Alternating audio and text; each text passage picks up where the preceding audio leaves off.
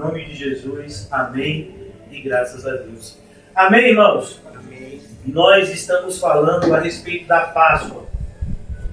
E ao nos depararmos com esse assunto, em Lucas capítulo 22, fomos impulsionados pelo Espírito Santo a refletir um pouco sobre a Páscoa que Jesus celebrou, a Páscoa dos judeus, que não é a nossa Páscoa atual, uma vez que a Páscoa que Jesus celebrou, ela cumpriu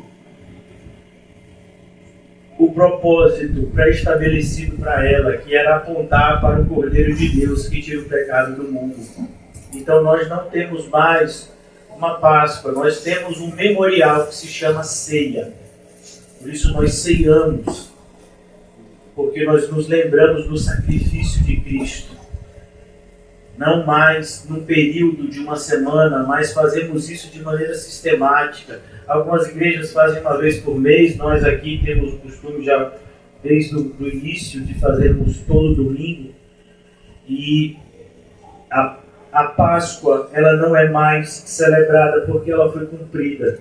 Não porque ela deixou de existir simplesmente, mas houve um cumprimento. Como o próprio Jesus, quando questionado acerca das leis judaicas, que ele teria vindo para que elas deixassem de existir, ele disse, não, eu não vim para isso, eu vim para cumpri-las. E foi isso que aconteceu na Páscoa. Todo ano, aquele cordeiro que era sacrificado pelos judeus, eles acreditavam de alguma forma que aquele cordeiro poderia purificá-los. E então Cristo vem e nos mostra que não, aquele cordeiro nunca purificou a ninguém. Aqueles animais eram apenas uma prefiguração do Messias que viria não como um general, que eles tanto esperavam, mas como um cordeiro que foi imolado, para que aqueles que deveriam ser punidos fossem perdoados mesmo. Então, para que nós possamos entender a nossa Páscoa, que é Cristo, é importante também que a gente entenda o que Cristo cumpriu. Por isso que eu falei na segunda-feira de Êxodo, capítulo 11 e 12, e hoje eu quero continuar falando a respeito de Êxodo, para que a gente entenda na instituição da primeira Páscoa o cumprimento que Jesus aponta aqui em Lucas, capítulo 22, da Páscoa que ele ceiou com os seus discípulos. Então a gente vai entender que Páscoa foi essa que Jesus ceiou com os seus discípulos, tá certo? E o título de hoje é o mesmo título de segunda-feira, o cristão e a Páscoa. Esse relacionamento que nós devemos ter. Antes da gente iniciar propriamente em Êxodo, eu queria trazer algumas informações, principalmente hoje a gente tem as crianças aqui, e é muito comum no período da Páscoa a gente ouvir falar de ovo de chocolate, de coelhinho, assim como no período do Natal se fala, né, de Papai Noel. Mas por que o coelho e o ovo? Porque também nesse período as religiões pagãs, elas tinham o costume de celebrar uma época de fertilidade, e o ovo aponta para isso. Todos vocês sabem que o ovo aponta para uma nova vida, né? Está lá dentro daquele ovo. Então, a comemoração baseada em ovos e coelhinhos, ela vem do paganismo. E é por isso que nós, enquanto cristãos, não estimulamos de nenhuma forma esse tipo de prática. E também, algumas igrejas acreditam que elas são inofensivas. Nós não pensamos assim. Nós acreditamos que tudo aquilo que nos distancia da verdade é nosso inimigo. Então, mas não faz mal nenhum. Faz sim. Porque Jesus Cristo morreu nesse período. Jesus Cristo morreu mostrando que é um período amargo. A gente já viu aqui na segunda-feira. Jesus Cristo morreu mostrando que esse período é um período de sofrimento, de sangue derramado. E então, o espírito do mundo tenta nos compelir a deixarmos isso de lado e nos alegrarmos com coisas pecaminosas. Eu poderia dizer fúteis, mas elas não são fúteis apenas, elas são pecaminosas. Pois elas não surgem apenas de uma brincadeira, mas elas são sim uma evidência de que há muitas religiões que se opõem ao cristianismo verdadeiro. Esse costume de ovo de Páscoa, de coelhinho, vem dessas religiões.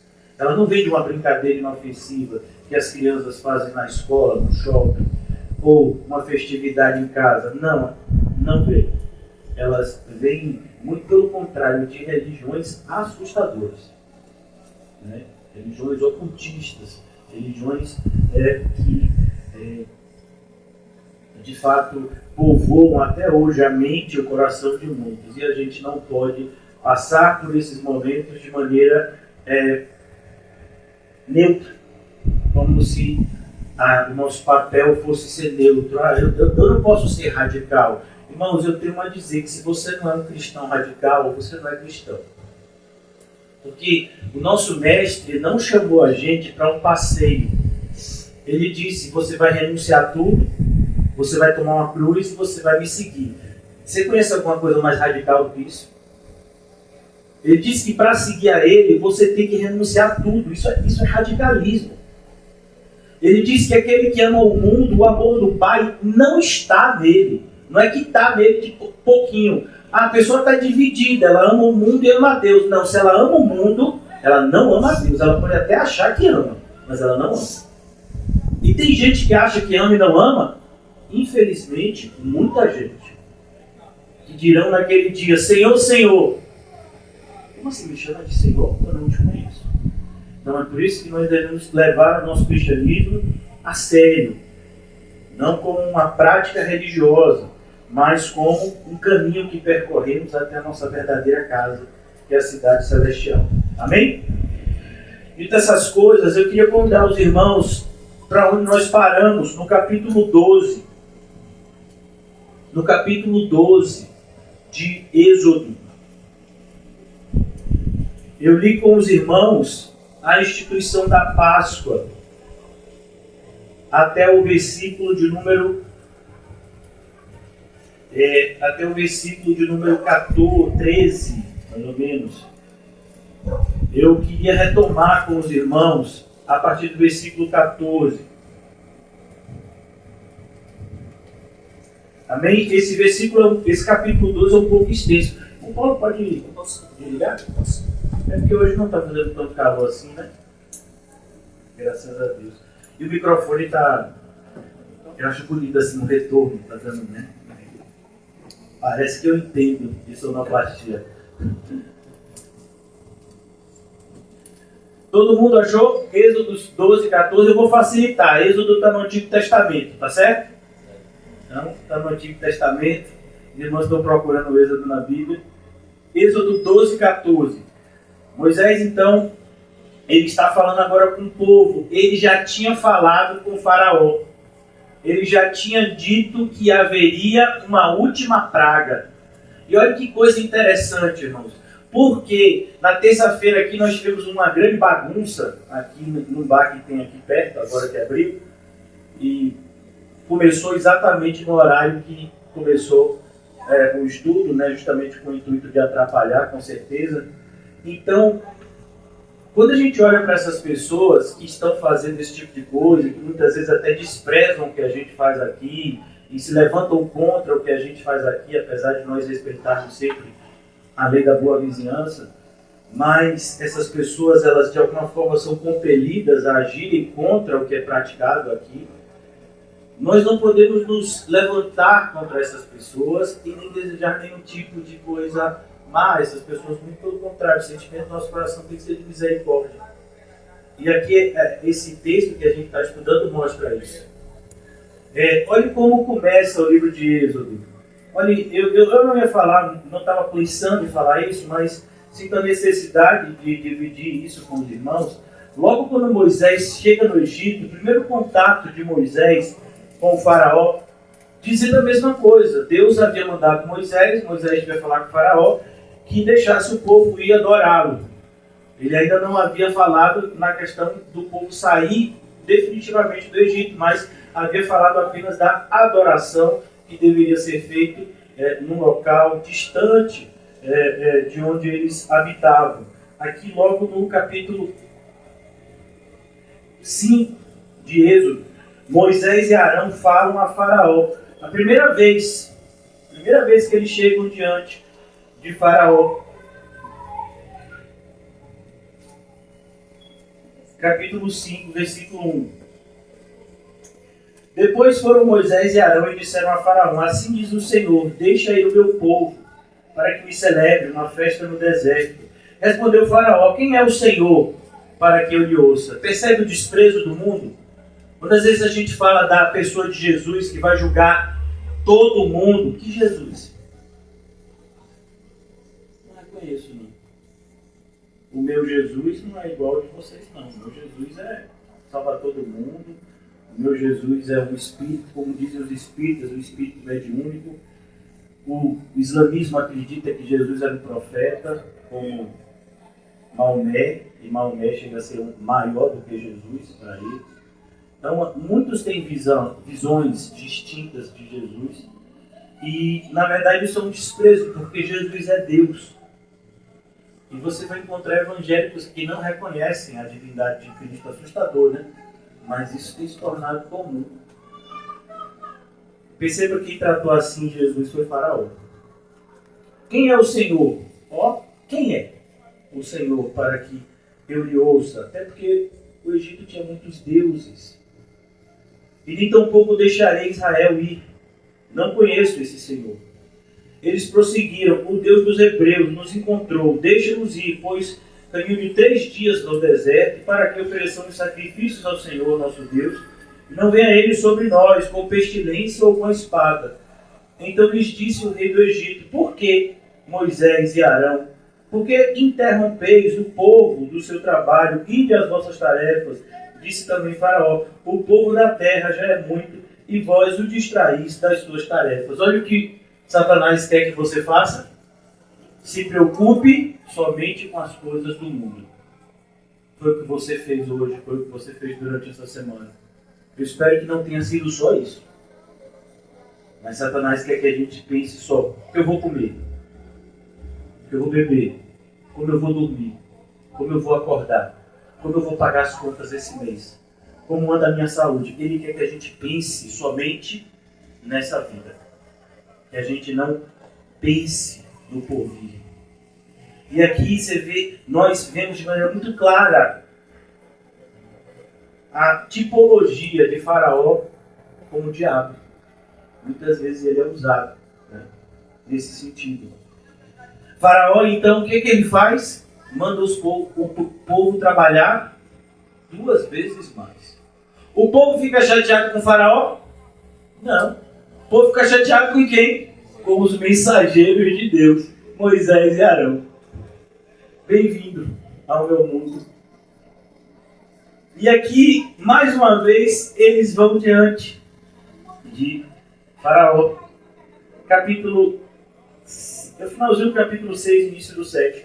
No dia em que o Senhor falou a Moisés, versículo 28 do capítulo 6, na terra do Egito, disse o Senhor a Moisés: eu sou o Senhor. Diz a Faraó, rei do Egito, tudo o que eu te digo. Respondeu Moisés na presença do Senhor: eu não sei falar bem, pois como me ouvirá Faraó? Então disse o Senhor a Moisés: vê que te constituí como Deus sobre Faraó, e Arão, teu irmão, será teu profeta. Tu falarás tudo o que eu te ordenar, e Arão, teu irmão, falará a Faraó, para que te deixe ir da sua terra, filha de Israel. Versículo 8. Vamos adiantar um pouco. Falou o Senhor a Moisés e a Arão: quando o Faraó vos disser fazer milagres que vos acreditem, dirás a Arão: toma o teu bordão, lança-o diante de Faraó, e o bordão se tornará uma serpente. Então Moisés e Arão se chegaram a Faraó e fizeram como o Senhor lhe ordenara. Lançou Arão o seu bordão diante de Faraó e diante dos seus oficiais, e ele se tornou em serpente. Faraó, porém, mandou os sábios virem e encantadores. E eles, os sábios do Egito, Muitos dizem que são aqueles dois personagens que vão aparecer lá no capítulo de Judas, se eu não me engano, né? No livro de Judas, capítulo 1, fala de James e Jambres, né? Que seria o nome desses magos. Fizeram também o mesmo com as suas ciências ocultas, pois lançaram eles, cada um seu bordão, e eles se transformaram em serpentes. Mas o bordão de Arão devorou os bordões deles. Todavia o coração de Faraó se endureceu e não os ouviu, como o Senhor tinha dito. Por que eu estou mostrando isso? Porque essa foi a primeira manifestação do Senhor. E olha como eles não deram crédito. E à medida que o coração vai se endurecendo também o juízo de Deus. Agora Deus não está mais disposto a dar tempo para os egípcios. Ele vai matar todo mundo, ele vai matar todos os primogênitos. E depois ele vai fazer que o coração de Faraó se endureça novamente. Faraó vai perseguir os hebreus e vai morrer todo o exército de Faraó no Mar Vermelho. Então, é importante que a gente entenda, isso é a Páscoa. A Páscoa é o juízo de Deus chegando após um período de 400 anos.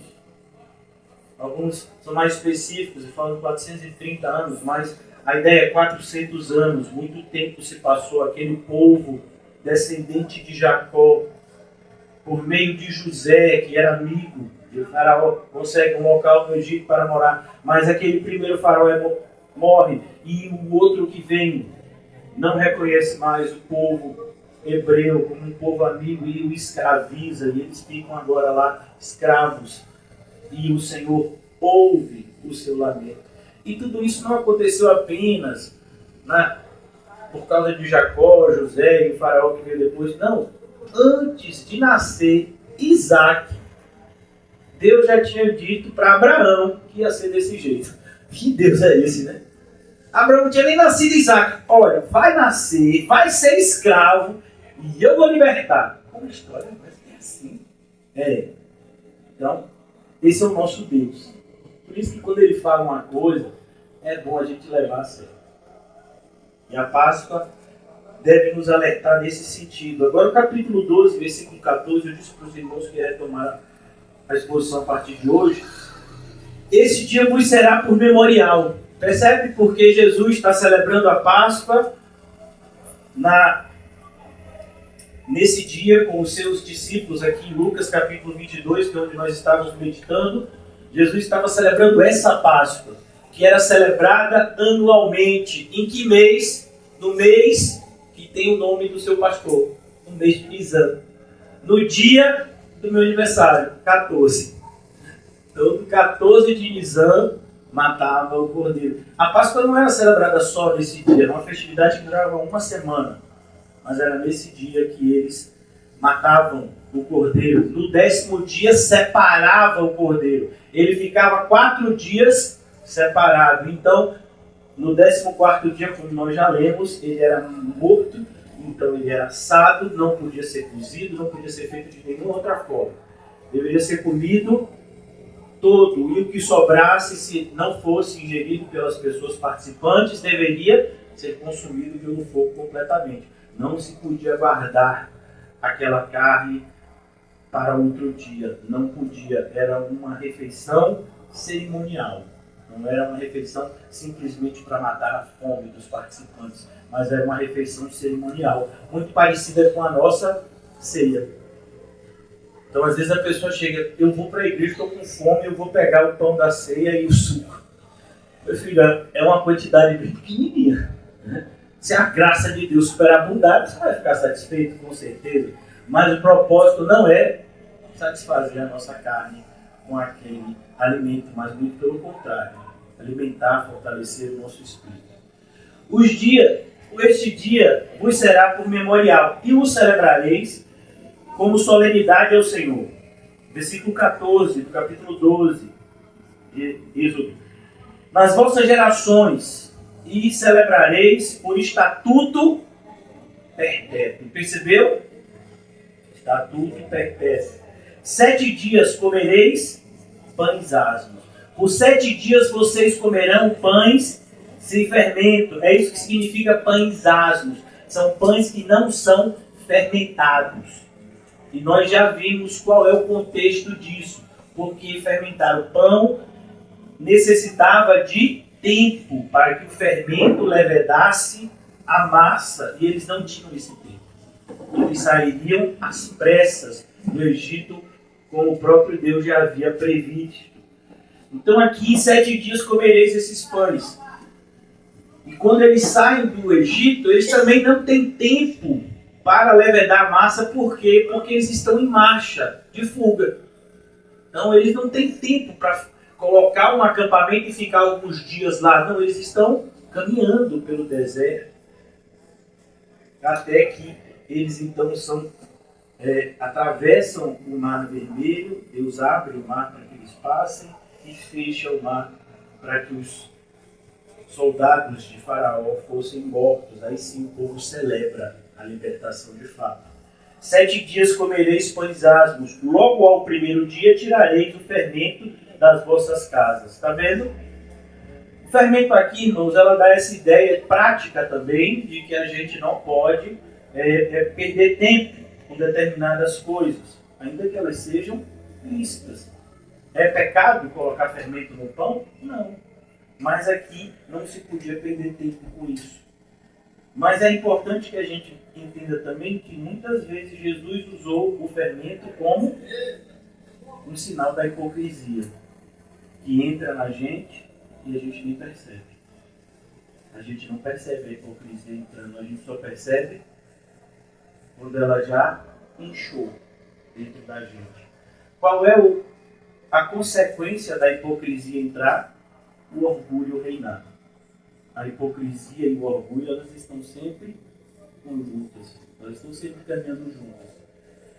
Logo no primeiro dia tirareis o fermento das vossas casas, pois qualquer que comer coisa levedada, desde o primeiro dia até o 7º dia, essa pessoa será eliminada de Israel. Percebe que não tem brincadeira aqui?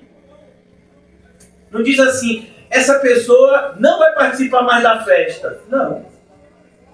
Essa pessoa, ela não vai fugir com a gente para o Egito. Não, essa pessoa vai morrer. E o que Deus está falando aqui é sério.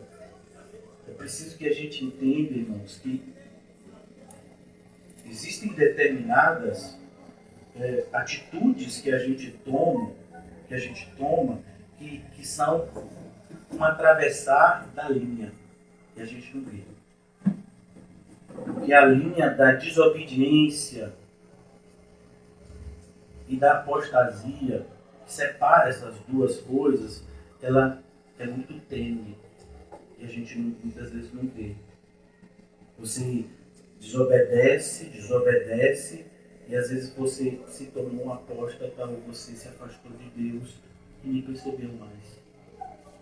Então é perigoso, irmãos, entrar por esse caminho de desobediência, porque Deus não brinca com isso.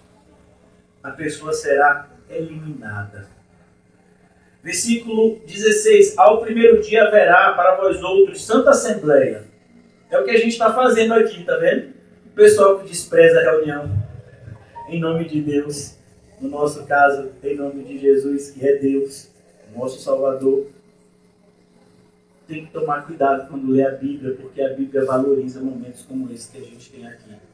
Eles são santos. A Santa Assembleia. Nenhuma obra se fará nele, exceto o que diz a respeito ao comer. Somente isso podereis fazer. Percebe quando a gente está na igreja, como a gente tem que focar no que está acontecendo aqui? Então, cuidado com as distrações. Elas vão roubar o que Deus tem a te dar. Versículo 17. Guardai, pois, a festa dos pães asmos, porque nesse mesmo dia tirei vossas hostes da terra do Egito. Portanto, guardareis este dia nas vossas gerações por estatuto perpétuo. Isso é muito lindo. Por quê? Porque Deus está dizendo isso tudo antes de acontecer. Ainda não aconteceu. Ele está dizendo, vocês vão comemorar desse jeito. no próximo ano, e no outro ano, e daqui a 100 anos, e daqui a 200 anos, vocês vão comemorar desse jeito. Mas será que vai ter? Será que a gente vai estar liberto daqui a um ano? Será que a gente vai ter? Será que de fato daqui a 100 anos a gente ainda tem história de povo? Ele está falando, tem sim, porque eu estou dizendo. Versículo 18. Desde o dia 14 do primeiro mês. Qual é o primeiro mês? Nisan, ou Abib, como alguns dizem. Os dois falam do primeiro mês. À tarde, comereis pães asmos, até a tarde do dia 21 do mesmo mês. Percebeu? Então a festividade era feita do dia 14 ao dia 21. 7 dias era a festividade da Páscoa. Os 7 dias não se acha nenhum fermento nas vossas casas. Olha que coisa. Não é para ter nem em casa. Como assim? E se eu tiver em casa, o que é que eu faço? Joga fora. A gente não leva tanto a sério a santidade como Deus leva. Sabe que eu vou mostrar isso para vocês? Deixa aqui Êxodo, nós estamos falando da Páscoa, mas a Páscoa ela é uma dos memoriais mais importantes da Bíblia. Por quê? Porque enaltece esse atributo de Deus que é a sua santidade, que é o maior de todos, que faz Deus diferente de qualquer outro ser. Ele é santo, santo, santo. E nós deveríamos andar nessa mesma direção, sendo santos também.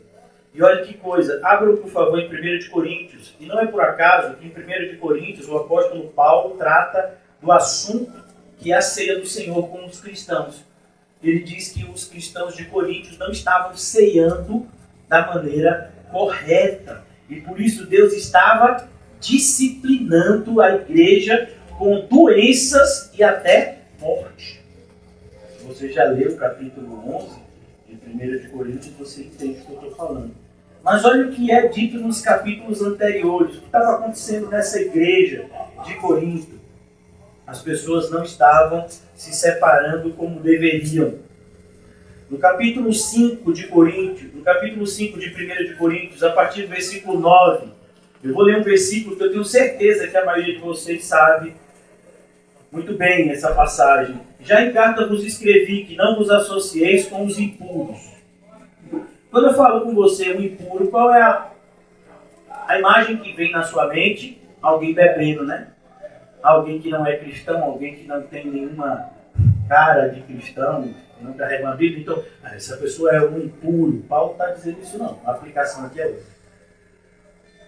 Refiro-me com isto não propriamente aos impuros deste mundo, porque os impuros deste mundo a gente ora, a gente evangeliza.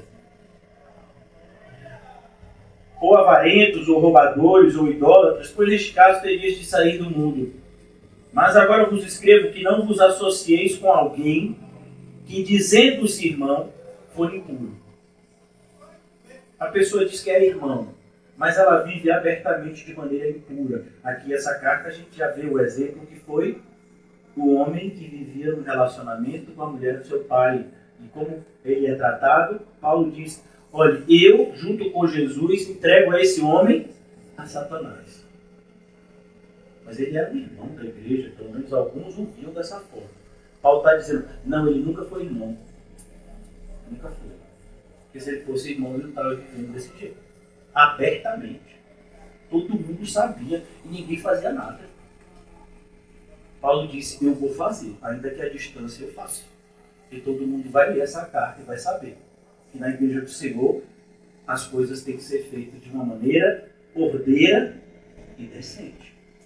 E olha aqui, já, versículo 11. Mas agora vos escrevo que não vos associeis com alguém que, dizendo-se irmão, for impuro. Perceba que Paulo começa pela impureza. Por quê? Porque é o assunto em questão.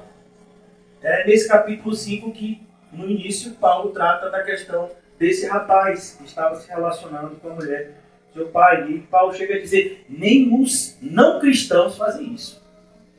Tem coisa que nem os ímpios ousam a fazer. E alguns que se dizem cristãos se sentem livres para praticar determinados atos. O avarento. Irmão, você já imaginou um cristão avarento? Claro que você já imaginou, porque você conhece um bocado. Mas eu posso te dizer que ou ele é cristão ou ele é avarento. Ele não pode ser as duas coisas. E aí? Ah, pastor, mas aí é sem amor. Como assim é sem amor? Quer dizer que você vai no médico e o médico diz que você está com uma enfermidade grave. Quer dizer que o médico está sendo um profissional ruim? Você preferia que ele visse lá que a sua enfermidade era grave e depois dissesse, não vou dar uma notícia ruim.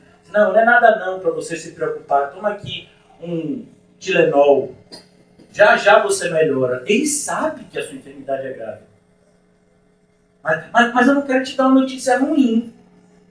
Eu não quero que você fique com a má impressão de mim enquanto médico. Então, assim, deixa outro médico te dar a notícia ruim. Eu que não vou dar. E se aquela pessoa não for em outro médico e morrer por conta da sua negligência em falar a verdade? A gente não pensa assim, né?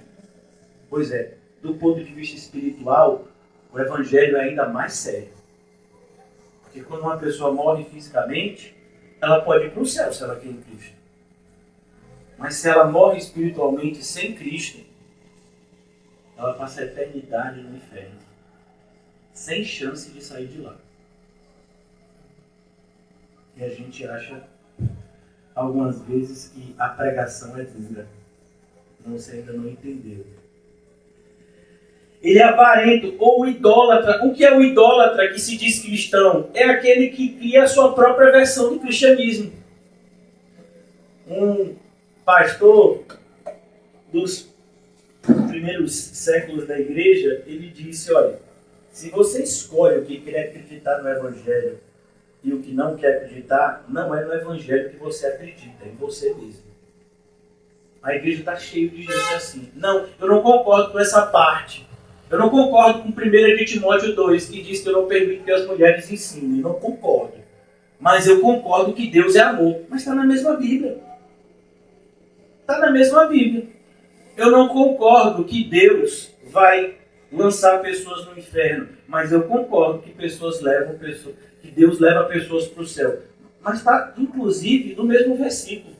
E estes irão para a condenação eterna e os justos para a salvação eterna. Está no mesmo versículo. Então, se não tem condenação eterna, também não tem salvação eterna. A pessoa escolhe o que quer acreditar. Então, isso é o idólatra. Ele diz que é cristão, mas ele é um idólatra. Ele criou a sua própria versão do cristianismo. Você conversa com pessoas assim todos os dias. Uma vez a pessoa disse, pastor, eu tenho uma pessoa que é crente, mas fala um monte de coisa que não é bíblico e fica debatendo comigo. O que eu faço? Corre, vai para onde? Não, pastor, mas não é para debater, não é para eu provar que ela está errada e que eu estou certo. Não. A gente não foi chamado a debater, não foi chamado a dar pérolas aos porcos, nem as coisas santas aos cães. Se a pessoa acredita na mentira, mesmo depois de você ter mostrado a verdade, evita o homem faccioso. A palavra facção, irmãos, não significa simplesmente separação. A palavra facção, ela vem também da palavrinha heresia, que significa dividido por um credo. Então, aquele que não acredita na Bíblia, a gente não tem o que conversar com essas pessoas, por mais que elas digam que acreditam na Bíblia. E é assustador, né? Mas eu gosto da palavra. Aí você lê. Não, mas assim eu não concordo. Mas como você não concorda? Está escrito. Eu sou da palavra.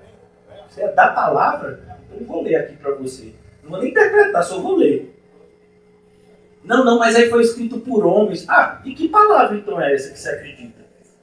Como é que você diz que ela foi escrita por homens quando para você não concorda com aquilo? E essa palavra é de Deus quando de alguma forma é conveniente para você. Que é isso? Isso é o idólatra. Ou maldizente. A pessoa que fala mal o tempo todo. Ele diz que é cristão, mas ele fica questionando e criticando tudo e todos que fazem a obra de Cristo. Cuidado com essas pessoas. Ou beberrão. O beberrão aqui, irmãos, é uma pessoa que é entregue a algum tipo de vício. Né? Celular pode ser um vício. Trabalho pode ser um vício. Vocês nunca ouviram essa expressão no inglês, né? Workaholic, que é o viciado no trabalho. Então, cuidado. Cuidado. A pessoa diz que é cristão, mas é viciado no trabalho, ele tem que rever o cristianismo dele.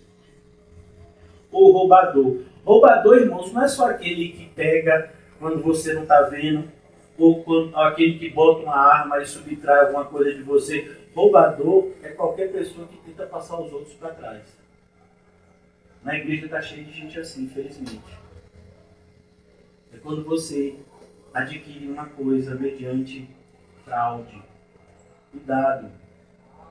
Com esse tal, nem ainda com mais. A ideia não é que você não pode sentar com uma mesa e não comer com essa pessoa, não. A ideia é não tenha relação com essa pessoa.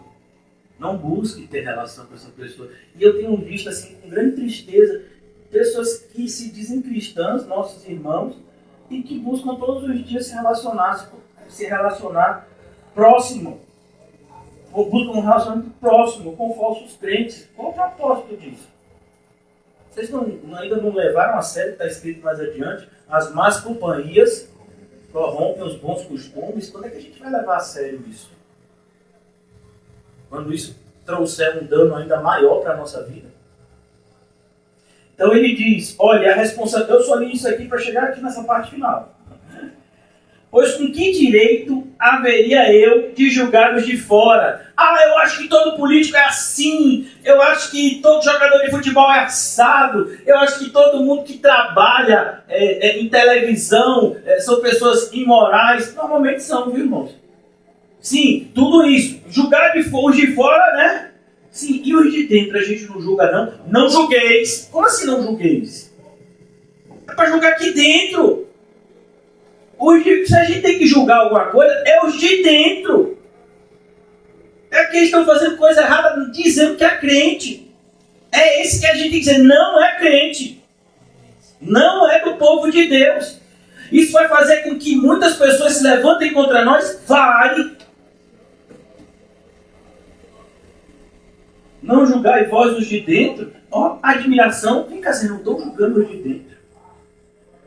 Tanta aparência de santidade com os de fora. Não vou misturar com tal pessoa, porque tal pessoa come acarajé. Não vou me misturar com tal pessoa. Sim, e você anda com falso crente o tempo todo. Curte o que o falso crente diz, ajuda o falso crente a disseminar a sua falsidade. Você não está entendendo o que está acontecendo? Não julgai vós os de dentro, os de fora, porém, Deus julgará. É o que está acontecendo aqui. Percebeu quando a gente lê o capítulo 12 de Êxodo? Se alguém não fizer como está escrito aqui, aniquila essa pessoa no meio do povo de Deus. Sim, mas e o povo do Egito? O povo do Egito pode deixar comigo que eu vou tratar, é o que Deus está dizendo. Mas você, Moisés, você, Arão, vocês, povo de Deus, olhem uns pelos outros para fazerem exatamente como eu mandei. Desde que os de fora eu julgo. Vocês têm que ficar de olho nos de dentro. Isso foi tão sério, isso é tão sério, irmãos, que mais adiante, na história do povo hebreu, na época de Josué, o povo tem uma grande vitória contra um reino, né, que a gente pode chamar assim, uma cidade chamada Jericó, que era uma cidade que era vista como impossível de se conquistar por causa das suas muralhas. Aí Deus faz com que as muralhas caiam, o povo vence, e aí eles vão batalhar contra uma cidade pequenininha, chamada Ai. Era tão pequena a cidade que Josué, que era um general, disse, eu não vou nem mandar os soldados todos, eu vou mandar só um contingente pequeno, porque a gente vai dominar tranquilamente. E eles têm uma derrota vergonhosa. Pessoas morrem. E Josué fica confuso. Ele vai conversar com Deus. E Deus diz, o que você está perguntando para mim, Josué? A minha aliança eu não volto atrás. Agora você lembra o que eu disse para vocês? Não peguem nada do rei de Jericó. Teve gente que descobriu isso. E aí vocês conhecem a história de Acã. Pois é, o pecado de Acã fez com que todo o povo fosse derrotado. Pessoas morreram. Aí, por que eu estou dizendo isso? Porque quando a gente vai e vê o final de Acã, a gente diz, Deus foi tão perverso. Deus não foi perverso. Deus mandou pegar tudo de Acã, os animais, a família de Acã toda, mata todo mundo. Parece uma perversidade, né? Não. O nome disso é santidade. Deus avisa. Se você escolhe obedecer, você tem que aceitar as consequências. É preciso que a gente entenda essa lei universal. Ação, reação. Causa, efeito. Então Deus está dizendo, não faça isso. Você sabe, não faça isso. Você vai e faz. Aí quando Deus vem e traz o juízo, que Deus terrível. De fato ele é terrível. Mas que Deus perverso não. Ele é justo. Ele avisou. Por que você não levou ele a sério? Porque ninguém leva. Ninguém leva. Então vai todo mundo morrer. Mas não vai todo mundo morrer. Tem um povo que leva a sério. Esse povo vai ser salvo. Não brinque com as coisas de Deus. Porque ele não brinca. Ele leva a sério. E ele estimula a gente a fazer a mesma coisa. Naquilo que é o mais perto do céu que a gente vai chegar aqui na terra. Como é o nome? Igreja. Aquilo que tantos desvalorizam é o mais perto do céu que a gente chega aqui na terra. A igreja. Como a gente viu já no Antigo Testamento. A Santa Assembleia. É o que está acontecendo aqui. Aqui, agora, é uma Santa Assembleia. E Deus está falando com o seu povo. Eu quero voltar agora para o nosso texto, Êxodo 12. Versículo 18.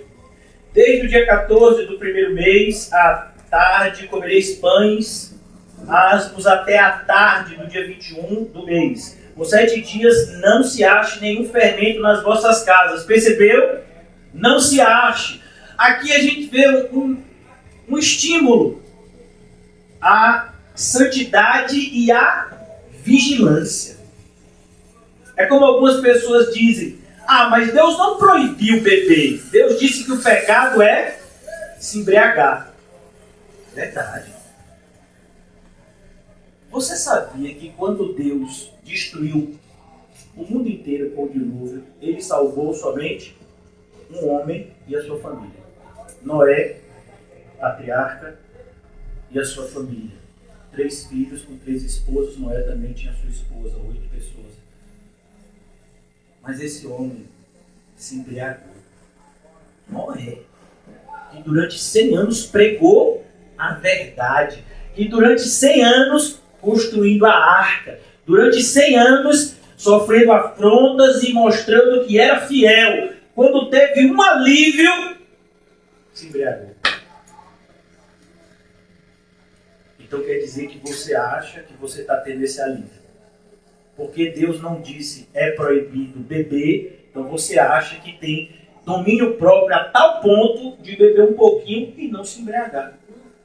Você é o cara, ou a cara, então. É como tem gente que diz, não, sou tranquilo na área de dinheiro. Se Deus me mandasse assim 100 milhões, eu não pecaria contra ele, porque eu sou uma pessoa que sempre fui generosa. Você devia ter uma conversa com o homem mais inteligente da Terra, no Antigo Testamento. Como é o nome dele? Salomão. Salomão, ele pediu ao Senhor sabedoria para guiar o povo, para julgar o povo como rei. Deus disse, eu te acrescentarei riquezas. Ele ficou muito rico. E aí com aquela riqueza, o que foi que ele fez? Se tornou mais fiel? Não, se tornou infiel. Irmão, se Salomão foi enganado pela sedução das riquezas, você acha que eu e você não seremos? A gente é espiritual demais para deixar se corromper com essas coisas. Você poderia ter hoje 200 milhões na sua conta corrente e não mudaria nada na sua vida. Não mudaria o quê, irmão? Nossa, Senhor Jesus. Não, pastor, estou lhe dizendo, pastor, confie. Eu não confio no homem, não. Confie que se eu tivesse hoje 200 milhões na minha conta, domingo de manhã eu estava aqui, na humildade. É sério. Primeiro que você ficar com medo, se me reconhecer, se quiser me sequestrar, se quiser sequestrar meus filhos, meus parentes. Ah, meu Deus! Não sei se vocês viram uma notícia que teve um ganhador de um prêmio desses milionário. Ele foi receber o prêmio vestido de personagem, com uma fantasia, né? Para não reconhecer ele, nem a mulher dele saber que ele ganhou. Nossa, Rapaz!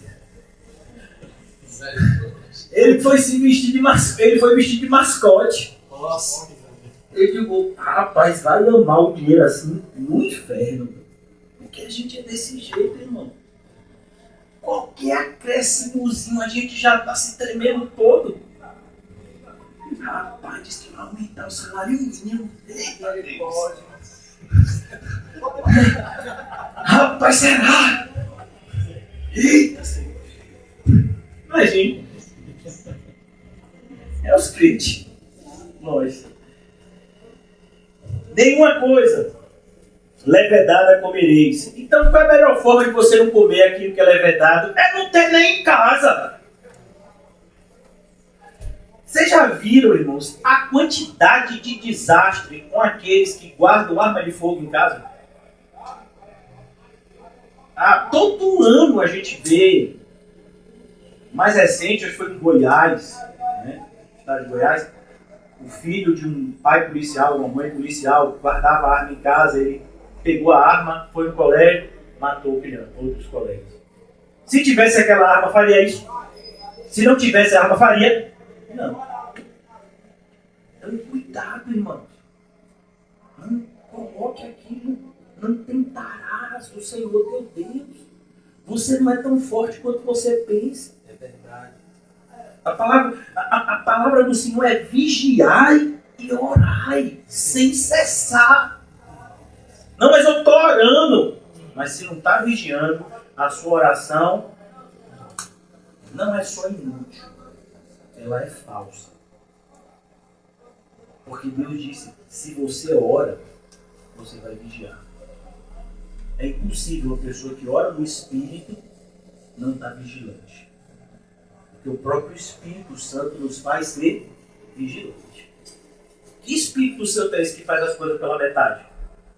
Não, o Espírito Santo me dá assim uma vontade de orar danada, mas não vigio com nada. Não é o Espírito Santo que está em você, não. É a sua carne. Ou até coisa pior. Porque o Espírito Santo, como Deus, é perfeito. Então, se ele te estimula a orar, com certeza ele vai te estimular a vigiar. Cuidado. Versículo 20. Nenhuma coisa levedada comereis, em todas as vossas habitações comereis pães asmos. Chamou, pois, Moisés todos os anciãos de Israel e lhes disse: escolhei, tomai cordeiro segundo as vossas famílias, e imolai a Páscoa. Percebe? Foi a mensagem que Deus havia dado a ele. E ele agora está passando adiante. Como foi que o apóstolo Paulo fez com Timóteo? Chama homens idôneos. Homens que de fato tenham uma fé confirmada e passe adiante o conhecimento que eu passei a você. Mulheres sábias, mulheres maduras, ensine as mulheres mais novas. Devemos ensinar as nossas crianças para que quando eles cresçam, não se desviem. Esse é o ensino do Senhor. E ele vai de geração em geração. Por isso que é tão importante você aprender. Não é para você aprender e guardar. E nem só você aprender e praticar, mas é aprender e praticar. E nessa prática, ensinar e estimular outros. O que nos é dito na carta aos Hebreus da importância da assembleia, da igreja, da reunião como igreja, não deixemos de congregar, como se tornou o costume de alguns. Parece que foi escrito ontem, né? Foi escrito há 2.000 anos atrás, quase. Não deixemos de congregar, como se tornou o costume de alguns. Mas quanto mais percebemos que a volta do Senhor está próxima, estejamos juntos na congregação. Fazendo o quê? Nos estimulando mutuamente ao amor e às boas obras. Não é algo passivo, irmãos. Muito pelo contrário, é algo ativo.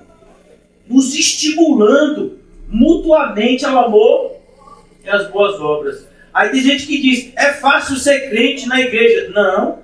O lugar mais difícil de você ser crente é aqui. Lá fora você bota uma fantasia e ninguém diz nada.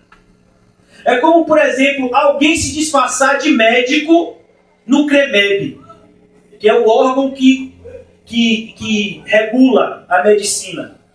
Você se disfarça de médico até no hospital. A gente vê um monte de gente fraudando. Existe aquelas séries de televisão que fala de medicina, pronto. Aí, vá se passar de médico lá no CREMEB, que eles vão lá pedir um número. Foi aonde que você fez na faculdade? Deixa eu ver aqui seu documento. Quando você for renovar lá o CREMEB, como é que vai ser? Você acha que é fácil lá? Para outra pessoa, bota um terno e pega uma maleta. Diga que você é advogado no AB. Qual é o número da sua AB? Você passou quando no exame da ordem? Aí tinha que fazer exame da ordem, ficar ser advogado, não sabia disso. Não é só se formar em direito, não. Tem que fazer o exame da ordem. E o índice de reprovação é de cerca de 90%. Aí a pessoa diz, é fácil ser crente na igreja, não é não. Aqui é o lugar mais difícil. Principalmente se for bíblica, porque o pastor está de olho. Porque toda pregação vai estar mostrando quem é bode e quem é ovelha. E o bode não aguenta, filho. Uma hora o bode revela que é bode. Então, é difícil ser crente no meio do povo de Deus. Porque dizer que é crente no meio do mundo, o mundo até aplaude determinados comportamentos morais. Por isso, a importância de você conhecer e passar adiante. Conhecer e passar adiante. Porque, irmãos, a gente é tão omisso em passar adiante, porque passar adiante nos torna responsáveis. Porque passar adiante faz com que aquela pessoa que eu ensinei se torne também o meu supervisor. Até criança que a gente ensina a Bíblia, se você tomar um comportamento errado, mas meu pai, você não disse que isso não é bíblico? Rapaz, que hora que eu fui ensinar a Bíblia para essa criança, rapaz? Podia ter deixado para mais tarde. Imagina quando você ensina para outra pessoa, vem cá, não tem... Alguém lhe fecha no trânsito, ou alguma pessoa lhe faz alguma coisa na rua, e você diz assim, rapaz, essa pessoa vai morrer. Mas vem cá, não tem que perdoar. Tem que dar outra face. Aí haja comentário bíblico. Para tentar justificar a bobagem que você falou. Eu pequei. É verdade, você está certo, eu estou errado. Porque a gente não quer ensinar. Porque quando a gente ensina, a gente dá liberdade para aquele que foi ensinado por nós cobrar da gente também. Estimular mutuamente ao amor e às boas obras. A gente gosta de ensinar. A gente gosta de todo mundo ignorante. Porque ninguém cobra nada, vai todo mundo para o inferno. Não, irmão, está errado. Vencereis a verdade e a verdade vos libertará. Então, aqui, chamou Moisés aos anciãos e ensinou a eles o que Deus havia ensinado a ele. Escolhei tomais cordeiros segundo as vossas famílias, imolai a Páscoa. Percebe? Imolai a Páscoa. Páscoa é o quê? Morte. Alguém tem que morrer na Páscoa. E aí a gente fica comendo ovinho de chocolate. E tentando convencer o filho, a filha, o parente, que não é assim que a gente celebra a Páscoa. Não, mas isso não foi nem aberta a discussão. Ó, cadê a sua postura? Ah, mas ninguém leva a sério. Você deveria levar. A primeira pessoa que que tem que mostrar reverência ao Senhor, tem que ser você. Se você, que sai por aí dizendo que as pessoas têm que temer a Deus, não demonstra qualquer temor, que autoridade é essa que você tem para cobrar alguém? É isso que Jesus falava dos fariseus. Vocês estão cobrando aí o povo e vocês não praticam nada. Tomai um molho de sopo, espécie de pano, espécie daquele que a gente chamaria hoje de flanela, né? Algo assim que o líquido ficava lá. Molhai-o no sangue que estiver na bacia e marcai a verga da porta, a parte de cima da porta, que a gente chamaria hoje de umbrais da porta, suas ombreiras, com o sangue que estiver na bacia. Olhe, não é tinta vermelha não, viu, irmão? É sangue. Ah, mas se não tiver sangue, porque eu sou vegano. Se não tiver sangue, pode ser tinta vermelha? Pode não, é sangue. É como, se não fosse o sangue de Jesus, pode não ser o sangue de qualquer outro? Pode não, só podia ser de Jesus. É uma coisa assim que a gente tem de querer fazer as coisas diferente da que Deus mandou e achar que vai dar o mesmo resultado. É como se alguém dissesse assim, olha, quer tomar um cafezinho? Quero. Tem açúcar aí? Tem não, tem sal. É branco também, você não quer botar sal no café? Dá o mesmo resultado? Mas é branco também. É até parecido sal e açúcar, né? Vai dar o mesmo resultado? A gente fica assim, né? Mas que bobagem, fica querendo fazer as coisas certas como está escrito. Deus olha o coração. Pois é, Deus olha o coração. E se o seu coração estiver nele, você vai levar a sério cada detalhe do que ele falou. Percebeu como a gente é autossabotador? A gente se sabota o tempo todo, diminuindo a santidade de Deus nas nossas vidas. Tomai um molho de sopo, molhai no sangue que estiver na bacia e marcai a verga da porta e suas ombreiras com o sangue que estiver na bacia. Nenhum de vós saia da porta da sua casa até pela manhã. Ó. Mas e se sair, morre? Não é para sair. É como, e se os filhos de Noé quisessem dar uma voltinha ao redor da arca, depois que começou o dilúvio, o que aconteceria com eles? Ah, meu pai, eu estou com a vontade de nadar, eu posso me jogar no mar, depois o senhor me puxa de volta? Não, meu filho, se você se jogar no mar, você vai ficar lá mesmo. Mas meu pai, você vai deixar? Eu não, foi Deus. Ele já fechou a porta.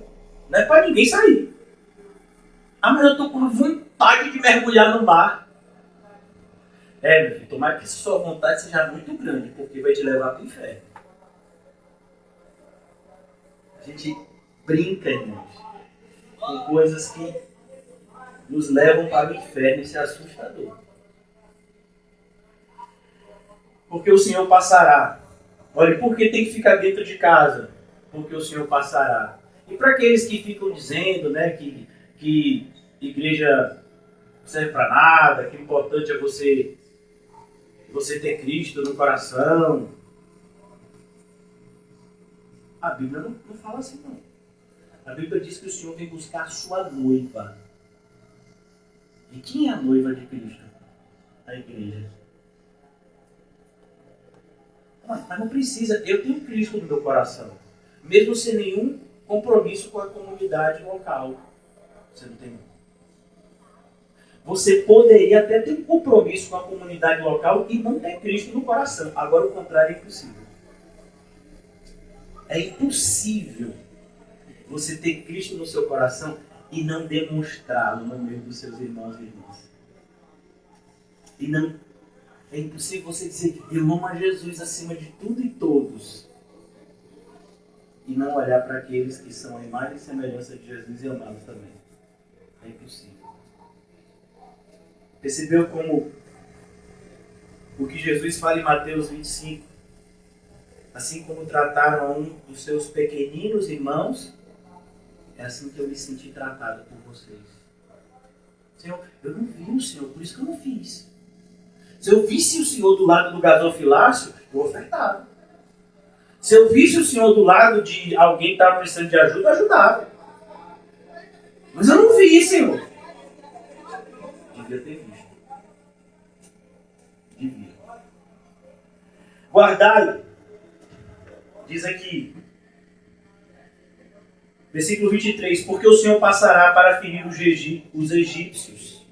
Quando vir, porém, o sangue na verga da porta, e em ambas as ombreiras, passará o Senhor naquela porta e não permitirá ao destruidor. E quem enviou o destruidor? Foi o cão? Não, foi Deus. Olha como a gente associa, né? Coisas desagradáveis ao diabo. E aquilo que é agradável é a Deus. Não, irmão, cuidado com essa associação. Quem foi que ofereceu tudo para Jesus? Satanás. Facilita a sua vida, Jesus. Não tem esse negócio de viver pobre, não. Não tem esse negócio de sofrer na mão de fariseu, não. Jesus, vou te colocar como chefe de tudo e todos. É só me adorar. Satanás querendo facilitar a vida de Jesus. Quando Jesus então resiste a essa primeira tentação, vem agora disfarçado na boca de um amigo de Jesus, o apóstolo Pedro. Senhor, de maneira nenhuma deixaremos que essas coisas ruins aconteçam contigo. Jesus tinha acabado de dizer que precisava sofrer e morrer. E Pedro disse, de maneira nenhuma. Jesus disse, para trás de mim, Pedro, para trás de mim, Satanás. Cuidado, porque quem vai falar coisas agradáveis para a gente, na maioria das vezes, são os servos das trevas. Os servos de Deus vão dizer coisas duras, mas que a gente precisa ouvir para o nosso próprio bem. Aqui ele diz, o destruidor vai passar, e ele não vai entrar nas vossas casas. Por quê? Porque vocês vão me obedecer. E vão demonstrar isso através da celebração da Páscoa. Versículo 24. Guardai, pois, isto por estatuto para vós outros e para os vossos filhos para sempre. Percebeu, irmãos?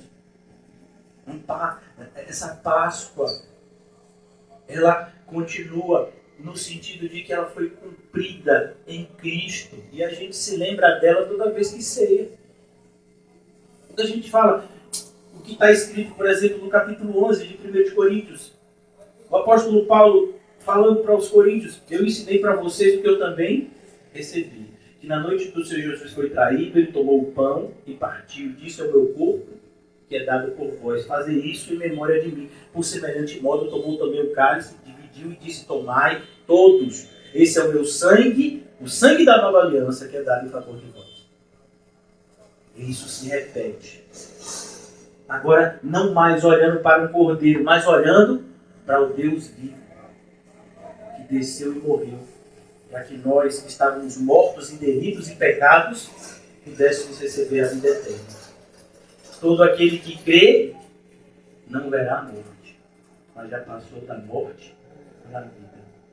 Então aqui ele diz, no versículo 25, e uma vez dentro da terra que o Senhor vos dará, como tem dito, observar este rito. E olha que isso só vai se cumprir décadas depois, porque esse povo vai passar quanto tempo no deserto? 40 anos, por conta da desobediência. Mas está lá celebrando a Páscoa. Quando os vossos filhos nos perguntarem, que rito é esse? Respondereis, é o sacrifício da Páscoa ao Senhor, que passou por cima das casas dos filhos de Israel no Egito. Quando feriu os egípcios, ele livrou as nossas casas. Olha que bonito. Até a maneira de ensinar para as crianças, a Bíblia diz como é. Então o povo se inclinou e adorou. Essa deveria ser a nossa atitude toda vez que a gente ouve a palavra de Deus, que a gente é exortado e estimulado por ela. E foram os filhos de Israel e fizeram isso como o Senhor ordenara a Moisés e Arão, assim fizeram. Continuando, irmãos. Por que eu estou continuando? Porque está no capítulo 12 ainda. O que vai acontecer agora? o que Deus falou que iria acontecer. É como a gente evangeliza alguém, a pessoa frequenta os cultos. Tem muitos que frequentam alguns cultos, vem um dia, depois passa 3 meses sem vir, vem outro dia, não sei quantos meses sem vir. Mas eu sou crente, você não é não. Morrer hoje, inferno. Mas que pastor sem sentimento. Sem sentimento. Sem sentimento é deixar de avisar a pessoa, ela morrer para o inferno e dizer que eu não avisei. Você não tem compromisso nenhum com Cristo, nenhum com o corpo de Cristo, e acha que vai para o céu. É sério. É como uma pessoa que come chocolate o dia todo e diz, não entendo porque meu açúcar está alto. Acho que eu estou horrorizado. E foi, fiz um exame de açúcar, minha glicemia deu lá em cima. É mesmo. Como é seu café da manhã? Nescau. E o seu almoço, eu não tenho tempo de comer comida, normalmente como 2 barras de chocolate. E sua janta? Nescau. Então quer dizer que você come doce o dia todo? É mais ou menos assim, é o que eu gosto de comer. E você não entende porque sua glicose está alta, é sério. Pastor, eu não como açúcar, eu como chocolate. Você acha que chocolate é feito de quê? Ah, eu não sabia. Pronto, agora você sabe. Ninguém nunca me disse isso antes, agora você sabe. Então, eu não sabia, pastor, que se eu fosse um crente assim como a maioria dos que eu conheço, que não tem compromisso nenhum com a fé, que vive pior às vezes do que o mundano. Eu não sabia que você... Eu pensei que só porque eu me batizei, levantei a mão, pisquei o olho, eu pensei que só porque eu fiz essas coisas eu estava garantido. Quem disse que você estava garantido? Eu aqui não fui. Quantas vezes você saiu daqui com raiva de mim porque eu falei a verdade? Eu fico com raiva de mim. Que nada é assim, vai. Não vou mais pregar. Tem que ser desse jeito, não pode facilitar. Pode não, facilitar. Imagina. O caminho estreito a gente já pensa em desviar. Se afogar um pouquinho, aí é que a gente, olha, cada um pro seu lado. Foram os filhos de Israel e fizeram. Versículo 29. Aconteceu que à meia-noite... Eita. E olha que coisa interessante, irmãos. Por que interessante? Porque essa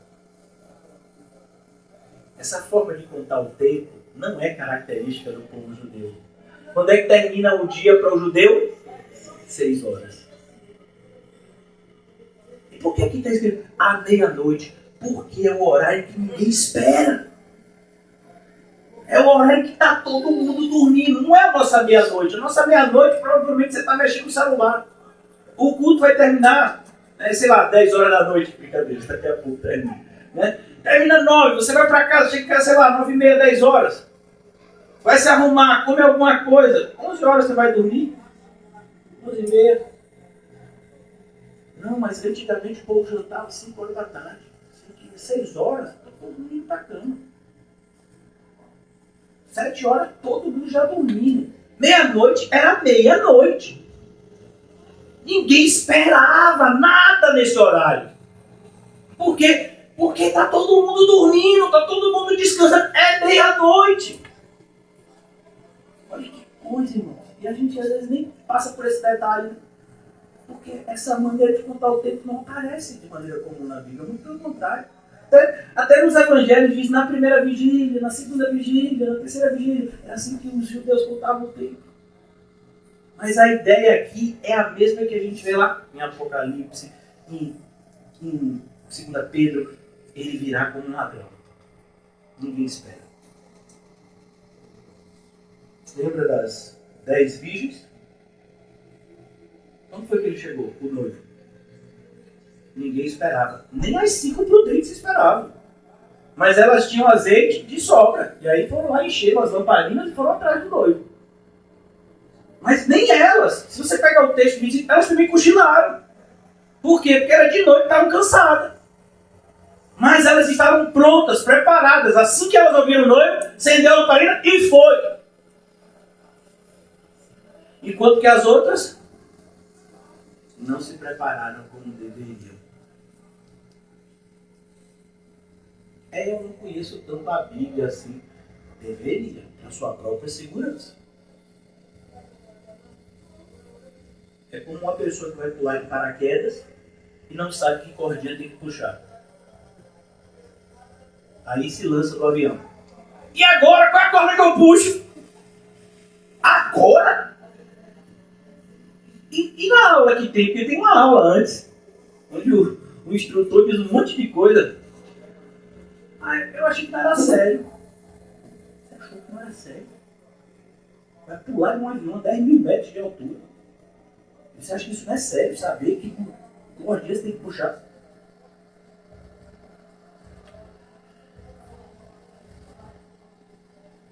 Versículo 29. Aconteceu que à meia-noite feriu o Senhor todos os primogênitos da terra do Egito. Por que ele fez isso? Porque ele disse que faria. Por que eu estou falando dessa forma? Porque o que está escrito no livro do Apocalipse vai acontecer exatamente como está escrito ali. E eu não estou com muita pressa para acabar isso aqui. Eu quero que vocês saiam daqui com muito temor ao Senhor, como eu. Olha, deixa guardado aqui, a gente já vai voltar. Mas olha que coisa.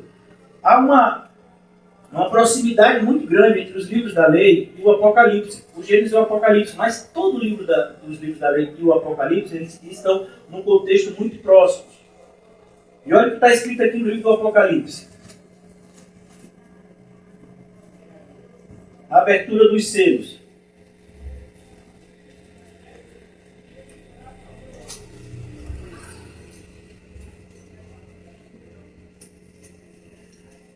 Apocalipse 6, 7.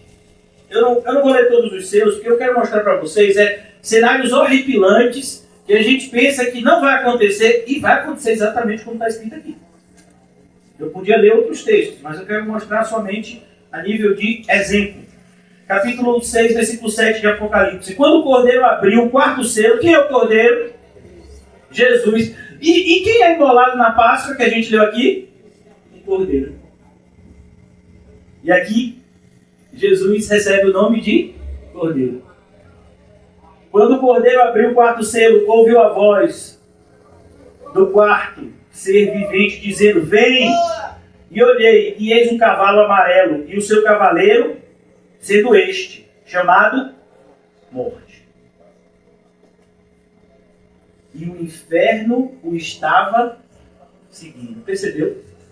Que a maioria das pessoas que morrem hoje vão para onde? Para o inferno.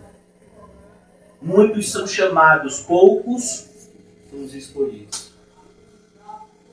A maioria dos que morreram hoje foram para o inferno. A maioria desse número de pessoas que aparecem muitas vezes por dia, dos que morreram de Covid, eles foram para o inferno. Teve gente que morreu de Covid e foi para o céu? Muito provavelmente. Cristãos também pegam e morrem. Ah, não, mas Deus cura o cristão? Não, nem sempre. Com certeza Deus leva para o céu. Versículo 8. Olhei, estava lá o inferno seguindo a morte, e foi-lhe dada autoridade sobre a quarta parte da terra para matar a espada. E aí, irmão, vamos fazer uma continha rápida? Quantos bilhões de habitantes hoje no planeta Terra? 7 bilhões. Quarta parte. Seria algo em torno de 1,5 bilhão de pessoas. Só com a abertura desse selo. Só isso aqui. Vai acontecer outras catástrofes ainda. Já aconteceram outras anteriores. É só esse aqui. Vai matar mais de 1,5 bilhão de pessoas, números de hoje, que pode crescer amanhã. A quarta parte, 25% de toda a população mundial vai morrer de vez só na abertura desse quarto selo. E aí a gente vê lá, matou só os primogênitos do Egito. Os mais novos ainda ficaram vivos.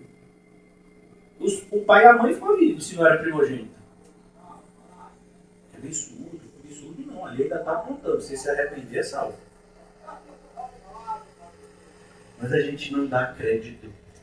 E por que eu estou mostrando isso? Porque Jesus tinha dito a Moisés: vai acontecer assim.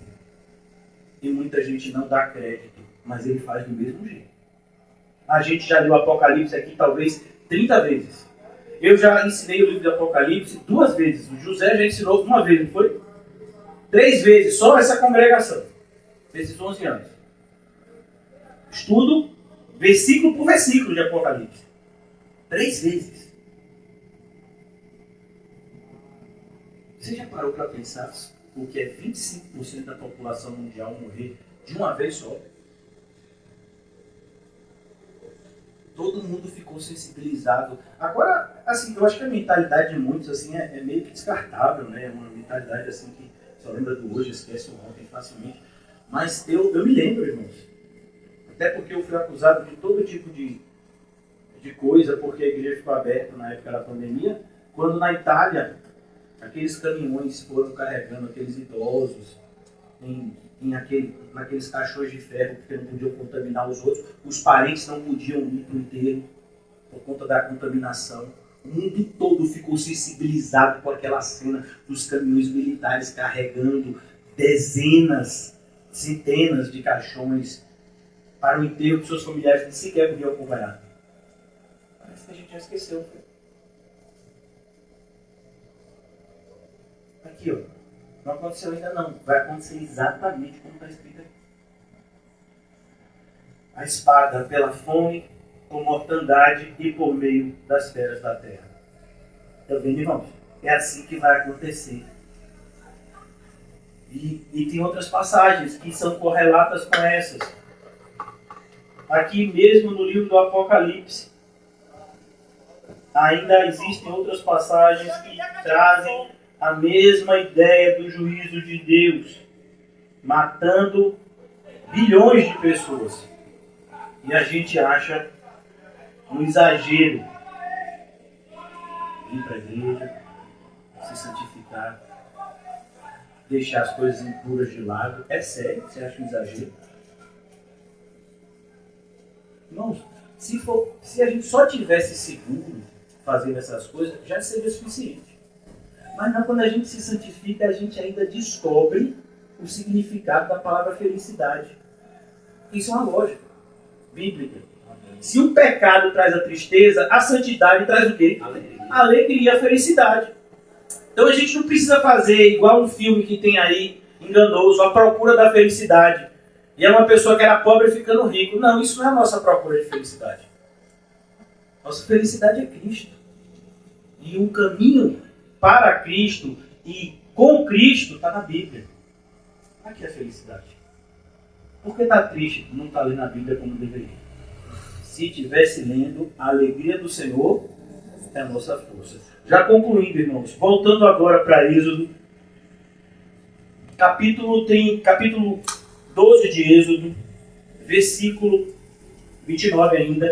Eu vou matar desde o primogênito de Faraó, que se assentava no seu trono, até o primogênito do cativo que estava na enxovia. Todos os primogênitos dos animais. Ele mata os primogênitos até dos animais. A ideia do juízo de Deus, irmãos, para mostrar o quê? A severidade. Como é que nos ensina a carta aos Hebreus? Horrenda coisa é cair na mão de um Deus vivo. E na mente de muitos cristãos, Deus é um homem de barba branca sentado no trono contando piada. Não vai fazer nada que não seja doloroso. Não, irmãos, esse velhinho é Papai Noel, que nem existe. O Deus da Bíblia não tem nada a ver com ele. Então aqui, versículo 30. Levantou-se Faraó de noite. Ele, todos os seus oficiais. Mas eram homens importantes, eram pessoas ricas. Vai para o inferno do mesmo jeito. Mas era pobre, inferno também. Mas Deus não salva o pobre é que se arrepender. Não, eu pensei que pobreza garantia o céu. Pensou errado. Cuidado. Levantou-se Faraó. Que horas era? Meia-noite. Ele fez grande clamor no Egito, pois não havia casa em que não houvesse morto. O povo não levou a sério o que Jesus disse. O povo não levou a sério o que Deus disse aqui. Mas Deus leva a sério o que fala. Ainda que a gente não leve. Ele leva. Por que você acha que Deus falou repetidas vezes tantas coisas? Ah, mas esse texto aqui está repetido não sei aonde. Esse princípio está repetido tantas vezes na Bíblia. Pois é, e ainda assim a gente não obedece. Percebeu como a gente fica ainda mais indesculpável diante da bondade de Deus, porque bondade é isso. É dizer, aqui diante de você está a vida e a morte. Escolha a vida. Está aqui viva. Ah não, mas escolher a vida era um trabalho. Então você prefere morrer para o inferno? A carregar alguns anos a sua cruz aqui? Você prefere desprezar a mensagem da cruz e passar a eternidade no inferno? Porque a escolha é essa. Não tem meio termo. Versículo 31. Então naquela mesma noite Faraó chamou a Moisés e Arão e lhes disse, levantai-vos, sai do meio do meu povo. Percebeu? Agora Faraó mandou o povo embora. Sai do meio do meu povo. Que horas eram, irmão? Meia-noite. O povo tinha que estar preparado. Percebeu porque não podia fermentar o pão? Se o pão estivesse fermentando, ficava. Tinha que estar tudo pronto. A sua bagagem tem que estar pronta agora. Para quando o Senhor te chamar, você tem que estar pronto agora. Arrependei-vos e crede em Jesus é para agora. Ah não, eu vou pensar nisso quando voltar para casa. Não, então já não vale mais. É para agora. O jovem rico não aceitou o convite. Você ouviu falar dele em outra passagem? Não. É para agora. O convite é para agora. Postergar o convite significa rejeitá-lo. Quem disse que você vai receber esse mesmo convite daqui a 5 minutos? Eu não sei. Você sabe? Eu não sei. Então a gente fica... Por isso que é um perigo, irmãos, da gente ouvir mensagens bíblicas toda semana. Quem garante que vocês vão continuar ouvindo essas mensagens bíblicas aqui? Quem garante que você vai continuar numa igreja bíblica? As pessoas que estavam aqui não estão mais. Elas estão em igrejas que não pregam a verdade. E aí? Você acha que elas estão seguras? Então você não prestou atenção no texto. Imagine aqueles que disseram assim, ah Moisés, eu acho um maior desperdício matar um cordeiro, fazer esse negócio na minha casa, depois o que eu vou fazer para apagar esse sangue? Irmãos, se alguém do povo de Deus não tivesse a marca, o que aconteceu? Entrou e matou. Mas eu era do povo de Deus. E cadê a marca? Como tem gente que diz, mas eu acredito em Jesus, sou cristão. E congrega onde? Ah, eu faço parte da igreja de Deus. Ah, então você é um desigrejado. Satanás também é um desigrejado. Ele já esteve no céu, agora não está mais lá. Ele está no mundo. Como essas pessoas, faço parte. E quem é seu pastor? É Jesus Cristo. Então quer dizer que pastor Jesus Cristo não te deu um pastor aqui na terra para te pastorear? Então com certeza a sua Bíblia não tem a carta aos Efésios, tem? Porque não pode ter. Porque na carta aos Efésios diz que para o seu povo Deus separou pastores e mestres para que o apacentassem, para que os corrigissem, exortassem, para que estimulassem eles no crescimento espiritual. Então, se um bom pastor, que você disse que é o seu bom pastor, não te deu um pastor aqui na terra para te pastorear, então ele não é esse bom pastor que você está imaginando. Cuidado. Percebe como o engano é tão sutil? Essas pessoas parecem ser até mais espirituais que a gente. Ah, não, eu não tenho esse negócio de divisão de igreja, nem eu. Eu tenho um negócio com a mentira, uma heresia. Aí eu não quero conta. Agora, esse negócio de placa de igreja, pouco não importa. Mas o que foi pregado lá dentro, isso importa muito. Eu nunca vou chamar de igreja uma sinagoga de Satanás. Porque é o próprio Senhor que faz essa distinção no livro do Apocalipse. E às vezes a gente acha que isso é o quê? Exagero. Olha que exagero. Então a santidade também é um exagero. Não precisa ser tão santo para ir para o céu. Para ir para o céu não precisa ser santo, precisa ser um eleito. Mas os eleitos são santos. Eles são santos porque foram eleitos e são santos porque são santificados pelo Espírito Santo, que a eleição os agraciou. Leia a Bíblia, irmão. Estude ela. A sua vida depende disso.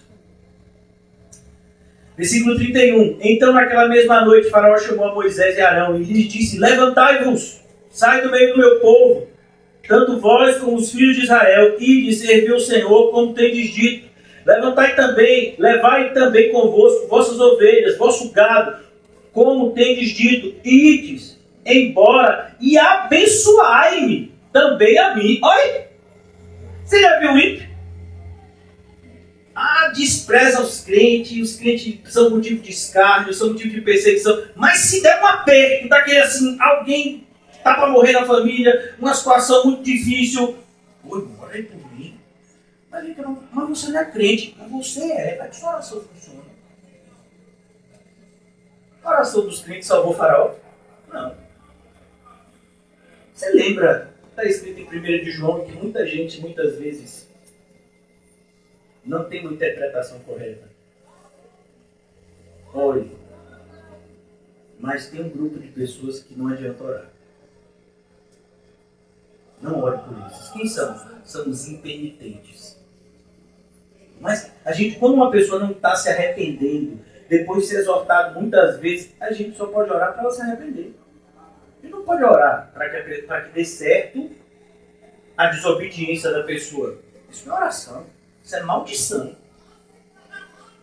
Não, eu vou roubar, ó Senhor, que eu roube e que não seja descoberto o meu roubo. Isso é oração, irmão. Isso é maldição. Então a gente tem que ter cuidado. O Faraó está pedindo para o povo de Deus interceder por ele, mas ele não quer se arrepender. Não adianta. Então tem pessoas que às vezes, seja crente por nós dois. Não tem como. A salvação é individual. Levai também convosco vossas ovelhas. Versículo 33. Os egípcios apertavam com o povo. Olha, eles não queriam deixar o povo ir, né? Agora, eles estavam empurrando o povo para ir embora logo, com medo. Apressando-se e lançando-os fora da terra, porque diziam: todos morreremos. Eles ficavam com tanto medo, porque eles pensavam que ia morrer todo mundo. Mas Deus disse que só ia matar quem? Os primogênitos. Para o povo ver o juízo de Deus, irmãos, eles ficam aterrorizados. É uma tristeza que os crentes não seguem assim. Tem muito crente que vê o juízo de Deus hoje e amanhã está pecando.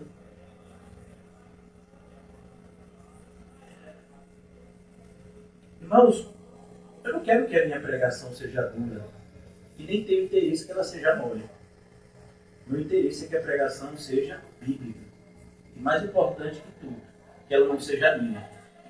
Que ela seja de Deus falando com o seu povo, que eu faço parte. É isso que uma pregação tem que ser. Porque a gente ouve palavras assim e eu, né? Qual é o seu tempo? Não é duro, irmão. Duro é ir para o inferno. A gente tem que ter noção do que de fato é duro, do que de fato é difícil. Por isso que está escrito na Bíblia, a nossa leve e momentânea tribulação. Deus está desprezando o meu sofrimento? Não! O que Ele está te mostrando é que o seu sofrimento é nada se comparado com o sofrimento que está por vir para os ímpios. Como está escrito em 1 Pedro. Se o justo é salvo mediante muitas dificuldades, são poucas, muitas dificuldades, imagine. Nem te escreve. Mas assim, tente imaginar. Se a vida que vai para o céu é tão difícil, que quando o Senhor vai dizer a um que vai para o céu, qual é o exemplo? Um mendigo pobre cheio de ferida. Lázaro. Tão difícil. O justo é salvo com muita dificuldade. Imagine o que Deus tem reservado para o ímpio. Naquele grande dia. Imagine isso. O povo tomou a sua massa antes que levedasse e as suas amassadeiras, atadas em trouxas com seus vestidos sobre os ombros. Fizeram, pois, os filhos de Israel conforme a palavra de Moisés. E aí, eu e você estamos seguindo a Bíblia? Por isso que às vezes, não, olhe, cuidado. Às vezes eu pergunto para alguém, e até alguém pode perguntar para o outro, como é que está a sua vida espiritual? Não está assim como deveria ser. E aí? Se você for falar essa frase, você tem que falar chorando. Como assim? Minha vida espiritual não está como deveria ser e eu continuo comendo, bebendo, dormindo como se tivesse tudo normal. Não está tudo normal. Você está com um problema gravíssimo. E você precisa cuidar desse problema o quanto antes. Porque senão, ele vai matar você. Minha vida espiritual não está assim como deveria estar. E você não está com medo disso. Mas Deus é bom, Deus é misericórdia. É mesmo. E o juízo, você esqueceu essa parte. Fizeram, pois, os filhos de Israel conforme a palavra de Moisés. Mas Moisés é um homem.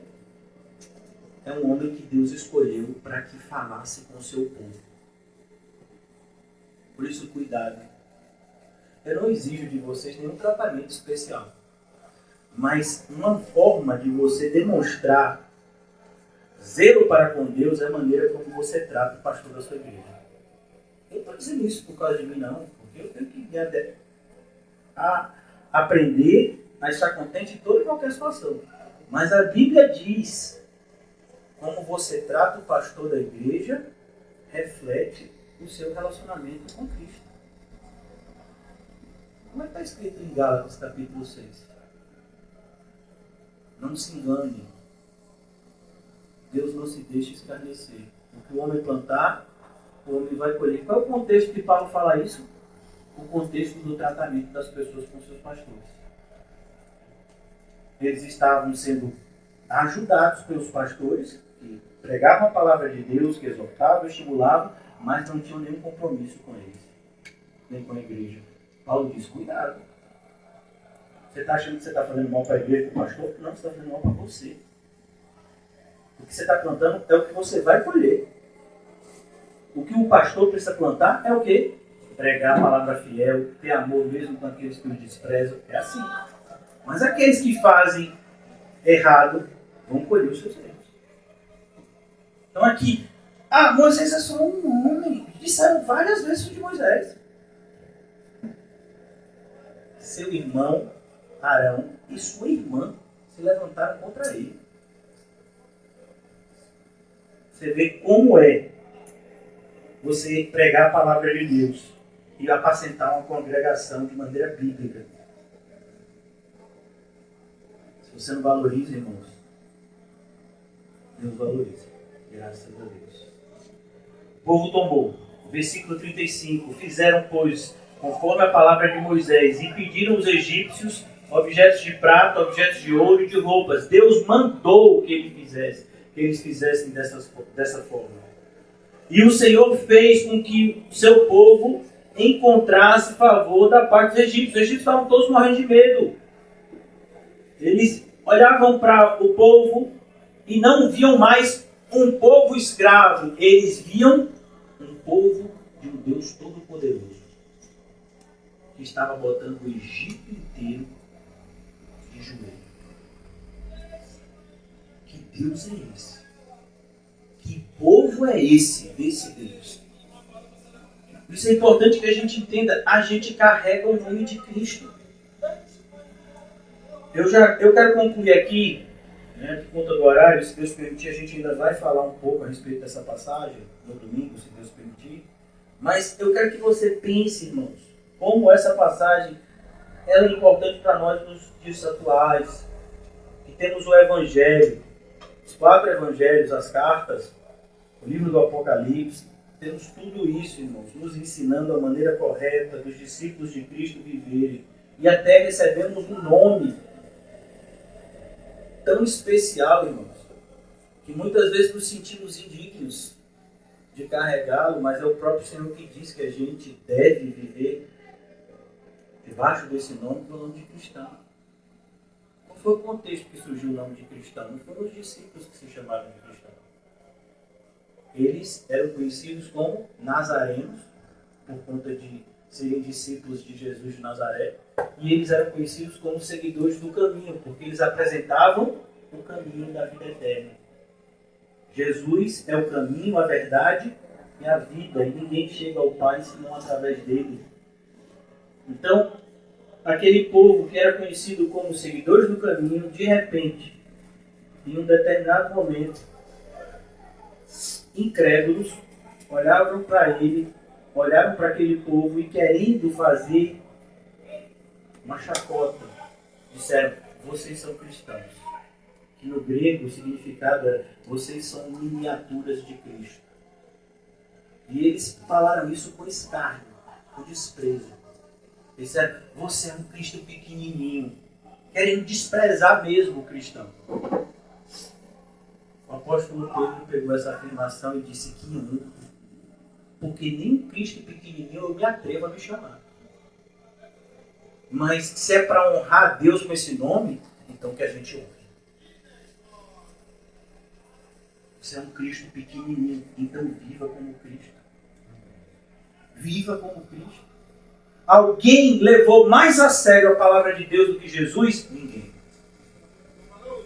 Qual o exemplo que a gente tem que seguir? Mas a maioria dos evangélicos, pastor, não é assim tão radical quanto você fala. Ô, irmão, você vai seguir a maioria dos evangélicos ou você vai seguir Jesus? Você acha que esses pastores, e agora eu vou citar alguns nomes porque é importante frisar isso nesse momento. Você acha que Silas Malafaia é parecido com Jesus? Você acha mesmo? Uma pessoa que se veste como um bicheiro, que tem não sei quantos milhões de reais, que fica fazendo política com o nome de Jesus, que não aponta para a cruz em momento nenhum, que só usa a Bíblia para pregar o que lhe é conveniente. Você acha que esse homem tem alguma coisa de Jesus? Você acha que Edir Macedo tem alguma coisa de Jesus? Um mentiroso, caloteiro, estelionatário. Eu estou falando isso do ponto de vista humano. Eu só vou falar do ponto de vista espiritual. Eu tenho que dizer que esse homem é um servo de Satanás. Dura. Duro é a sua serviço se você não enxergou isso ainda. Então, a gente assiste essas coisas o tempo todo, irmão. E a gente fica neutro. Pode uma coisa dessa? Você vê o tempo todo os perversos fazendo perversidades, porque não tem perversidade maior do que adulterar a palavra de Deus. E a gente fica: não quero problema. Pois é, se você está assim, não quero problema, você tem um problema com Deus. Porque os covardes não herdarão o reino de Deus. Quem são os covardes? São aqueles que voltam atrás quando o caminho fica difícil. Não tem volta atrás, irmãos. Não tem olhar para trás, porque para nós até olhar para trás é perigoso. Jesus já disse no capítulo 21 do Evangelho de Lucas, a gente está estudando o Evangelho de Lucas nos últimos meses: lembrai-vos da mulher de Ló. Qual foi o pecado dela? Olhou para trás. Jesus já disse: maldito aquele que coloca a mão no arado. Olhar para trás não é opção. Muito.